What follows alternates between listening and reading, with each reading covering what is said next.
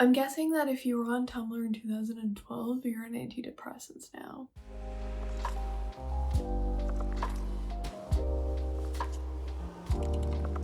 Hi, hello, how are you? If you're new here, welcome to my channel. My name is Alex. We're so happy to have you here. And if you're coming back, we're best friends now. You already know how this goes. Today, I wanted to do like a fun recommendation video where I recommend books to you based on what your 2012 Tumblr aesthetic was. I think I was on Tumblr since like 2010 or 2011 or something.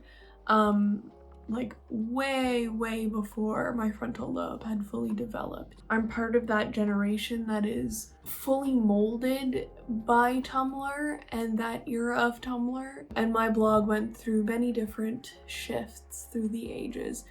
And I feel like between 2012 and 2014 were like the most relevant period of time in Tumblr. So yeah, I'm just gonna talk a little bit about each of the different Tumblr styles and then recommend a book based on that. So the first one I want to start with is the text post blog.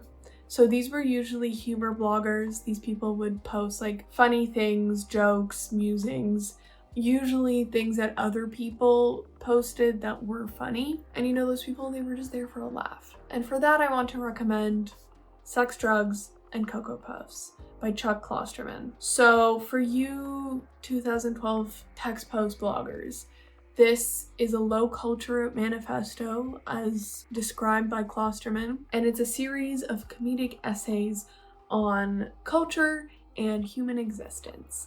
And he has a very Bo Burnham style way of being cynical and still remaining relatable and humorous. I really enjoyed it. Some of the topics can be like intense and heavy, but his voice is really funny, so it kind of makes up for that. It makes it an easier read. Back when I read this however many years ago, I tabbed a lot of spots in it because I thought some of his lines were hilarious. So if you are into funny collections or if you're into essay collections, I recommend this. He has some other essay collections as well. I think that's predominantly what he writes, but this is the only one of them that I have read. Next, we have the blog style that was of the fandom groups, and there were two different kinds of this. The first was the people that had a fandom blog dedicated to movies, TV shows, and books. These were the people that wrote supernatural fan fiction, shipped Draco and Harry, were devastated by the Mortal Instruments movie because it was nothing like the book. And for these folks, I would like to recommend The Priory of the Orange Tree by Samantha Shannon. I know I keep recommending this, I know, and I know you're tired of listening to me being a broken record, but I will not stop recommending this until each and every one of you confirm that you have read it and then you have loved it. I think this is perfect for people that had fandom blogs of that style back in 2012 because I think it ticks all of the boxes. There are sapphic relationships, there are strong friendships, there are badass characters, there are dragons, there's incredible world building. It's a high fantasy novel. It's very long, so you get to spend a lot of time with these characters, and the prequel is coming out at the end of February, so there's something to look forward to about it. Now, of the other fandom genre of blog, there was the band blog. Okay, these were the people that would camp outside of venues in order to get the best view in general admission. They collected all their ticket stubs, they were directioners, they thought they were interesting and different for listening to Arctic Monkeys. Yes, I've been there before, but I was 12. To be fair. And for that, I want to recommend Utopia Avenue by David Mitchell. So this novel is about a fictional psychedelic rock band from like the 60s, 70s era, and it has multiple perspectives of the different individuals in the band at different points of their fame, at different points of their progress, at different points of their music preferences and inspirations. And it's a very interesting dissection of human nature, of society. It's political, it has social issues, and it even has ghosts. So I highly recommend it. This is the first and only of David Mitchell's that I've read so far, but I really like his writing style, even though he is a man, and I think it's really worth reading.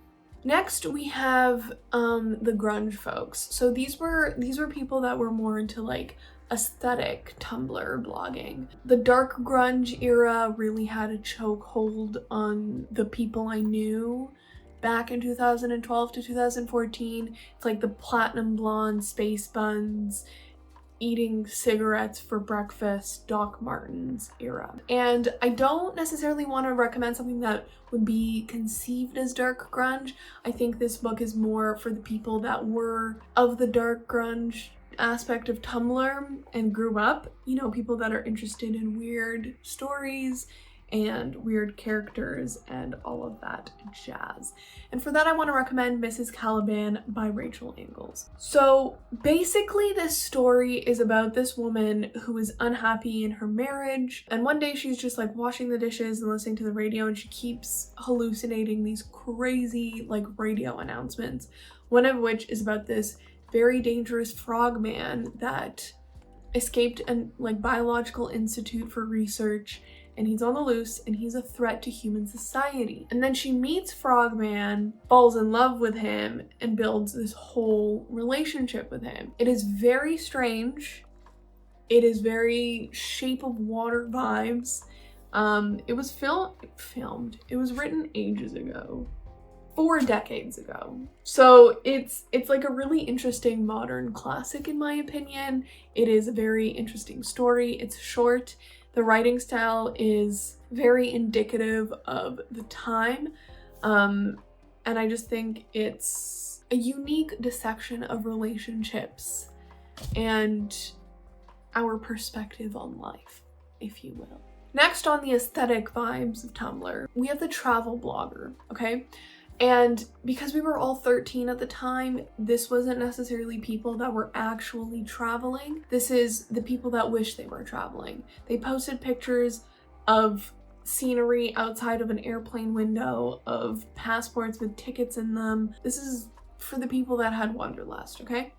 And for that, I want to recommend Happy Hour by Marla Granado. This is about 2 hot Toronto girlies gallivanting through New York in the summer, and the book is written as a series of diary entries from the perspective of Issa, and it describes her relationship with the city, with her best friend who she's living with and traveling with at the time, about their rocky relationship and how she feels like she's the responsible one.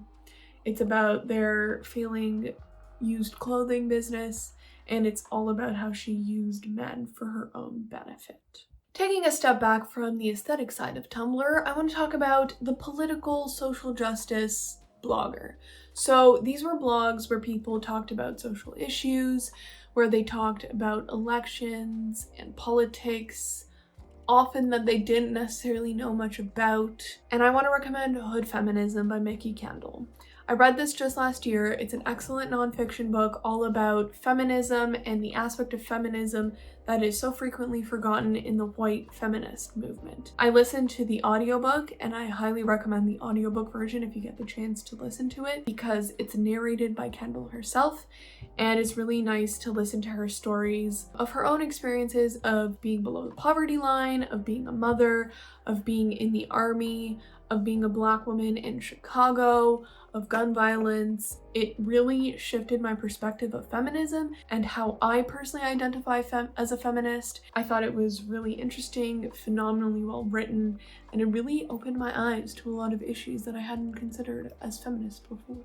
So next is the personal blog. Okay, this is the people that didn't necessarily have a theme or an aesthetic to their blog. They were just posting things and reblogging things that they liked. Quotes that they related to, pictures that they thought were cool, what they wish their life looked like, etc., etc. And for those bloggers, I would recommend Bad Thoughts by Nada Alec. So this is a series of short stories. Alec is a Toronto author who moved to LA, and I picked this up, I think it was last summer, around the time that she had first published it, and it's fantastic. It's all about those bad thoughts that we have where we're like, I'm the only person that thinks like this, I'm a bad person, mother, sister, friend, lover, etc. It's interesting. A lot of like the quotes and taglines on this say that it's laugh out loud funny.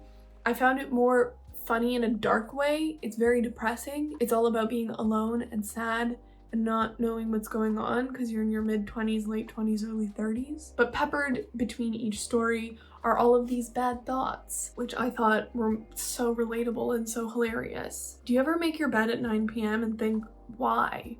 Kind of a huge bummer that suffering is the only way to become a better, hotter, and nicer person in life. My grocery store self and my 1 a.m. refrigerator self do not share the same goals and dreams. Should I go out and wish I were home, or should I stay home and wish I were out? A memoir. Anyway, really good. I really like her storytelling. I really liked the voice in each of these stories, and it was one of my favorite books from 2022. Now back to the aesthetics. This is the nature blog. These are the people that posted high-res pictures of like leaves and forests and stuff. And for those, I would like to recommend Lab Girl by Hope Jaharan. So this is all about Jaharan's experience being a woman in the paleobotany scene. She worked in research in a period where it's like predominantly men in the field. And in between each of her stories about that experience and her experience in becoming a biologist and becoming a scientist and being taken seriously, she compares her life to the life cycle stages of a plant or a tree, which I thought was really interesting. So it's like the way a seed sprouts and those initial leaves that it grows, the experience of photosynthesis, the wild network of roots below ground that expand far beyond the crown of the tree. It's very interesting. It is very naturey. It's a little bit hard to get into at first. I think I read the first 50 pages and put it down, and then a year later I picked it up again, but then I couldn't put it down after that. It's really well written. She has a really great voice, and I think she is interesting and funny and very, very smart. So I think if you had a nature blog back in the day, you'll enjoy Lab Girl. These were the times where people would get, like millennials would get mustaches tattooed on their finger. The hipster era, okay? It's the hipster era. For the people that had hipster blogs in 2012, I want to recommend M Train by Patti Smith. So this is one of her books that I don't see as much. I don't see it as much as Just Kids. I actually stumbled upon it when I was looking for a copy of Just Kids a few years ago at the used bookstore, and I really, really liked it. It is very different to Just Kids, and it's about her relationship with her husband and her life after her husband had passed away. And it's like a lot of like mundane musings about like the things she sees outside of her window in her New York apartment and her experience going to this cafe and how she sits in the same spot every day and orders the same things, her progression as a writer and her experience as a reader and how that reflects on her writing. It's for the people that thought they were cool who are actually cool now, okay, and want to read a different Patti Smith book because they're not like other girls, you know? They did wear galaxy leggings, but now they know better. Next, we have the black and white blog, okay? These are the people that only posted black and white photography, sometimes quotes or text posts, nothing that was not grayscale. And this might not necessarily make sense at first glance, but I think it will make sense once you read it. You will understand. I'd like to recommend In the Dream House by Carmen Maria Machado. So this is a really interesting story about a abusive relationship between two women. It's Carmen Maria Machado's experience as being the victim in this abusive relationship, and she has a really interesting way of writing her account of the relationship and what the abuse was like. She plays a lot with narration styles, making some of the story third person, first person, second person, where she puts you in her shoes. It's like a choose your own adventure. The chapters are very short. It really makes you have a better understanding of how outside of an abusive relationship, it can be very difficult to understand why a person might stay in a relationship like that, and giving a more in-depth reflection on what it's like to be on the inside of an abusive relationship. Can be very triggering, so I recommend looking up the trigger warnings, but it's very good. I think Machado is a phenomenal writer. I read her short story collection and I wasn't a fan, but I thought this was phenomenal. Next, we have the art blog. This is usually for people that were artists themselves and would post about their own art and would spread the word about other people's art and, you know, talked about their setup and their experience as an artist and what they would like to achieve and whatnot. So for the art blogger, I would like to recommend On a Sunbeam by Tilly Walden. I really like Tilly Walden's style. I think she has really beautiful art. I think she's really good at connecting color to emotion and to settings. And this is a story about a young girl who graduated high school. She's now working with a team of people that like restore architecturally significant buildings on different planets. And it's also about her story about this relationship she had with a girl in high school who kind of disappeared on her in mysterious circumstances, and she's determined to find her again so that she can say goodbye. It's really beautiful. It is very emotional. It's one of the most emotional graphic novels I've read. It's very thick, but it is very worth your time. Now, the last book I want to recommend, it's not based on a blog style per se, but a type of Tumblr user. This is for the lurker. This person, they didn't really reblog or post anything. Their blog might be blank. Sometimes it'll have 5 or 6 posts on it.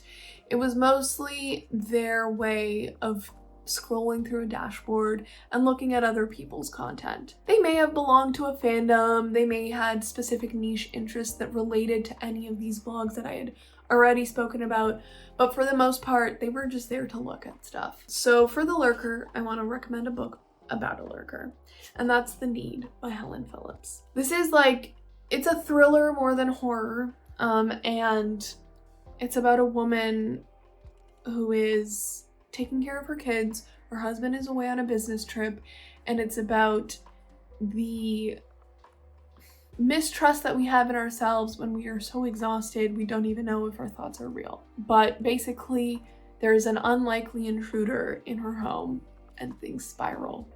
Shit gets crazy, really. I don't want to explain too much about it because I think it'll spoil the story, but if you were a lurker back in 2012, this book is for you. Anyway, that's it, that's all. I hope you enjoyed this video. I actually had a really fun time making all of these fake blogs and coming up with good recommendations based on each of the aesthetics. I hope you get a good recommendation out of this. I hope this gave you some flashbacks to 2012 Tumblr and your experience. Please let me know down in the comments if you like this video. Please let me know what kind of blog you had and what book set you're looking forward to pick up. Subscribe if you want to see more of my content, and I'll see you next time. Bye-bye.